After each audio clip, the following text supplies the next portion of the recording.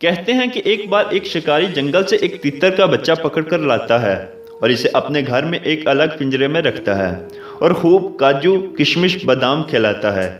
جب تیتر بڑا ہو جاتا ہے تو اسے پنجرے کے ساتھ ہی لے کر جنگل جاتا ہے، وہاں جال بچھاتا ہے اور سدھائے ہوئے تیتر کو وہیں پنجرے میں رکھ کر خود جاڑی کے پیچھے چھپ جاتا ہے اور تیتر سے بولتا ہے کہ بول بیٹا بول۔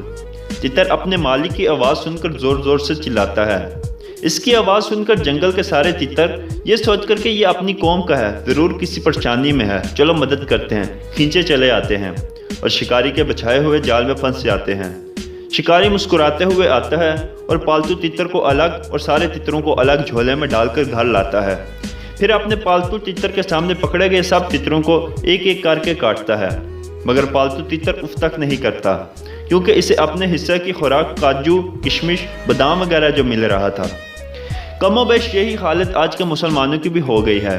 شکاری، یہود، نصاری، اہل خنود، کفار اور منافقین نے ایسے نہ جانے کتنے ہی تیتر پال رکھے ہیں جن کی وجہ سے مسلم قوم دشمن کے جال میں پھنستی ہے اور یہ کٹتا ہوا دیکھتے ہیں مگر اف تک نہیں کرتے کیونکہ ان کو ان کے حصے کی خوراک مل جاتی ہے۔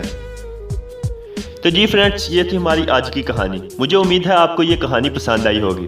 اگر آپ کو کہانی پسند آئی ہے تو ویڈیو کو لائک کر دیں، اور اگر آپ اسی طرح کی مزید کہانیاں سننا چاہتے ہیں تو چینل کو ضرور سبسکرائب کر دیں۔ آپ سے ملاقات ہوگی ایک اگلی ویڈیو میں، تب تک کے لیے خدا حافظ۔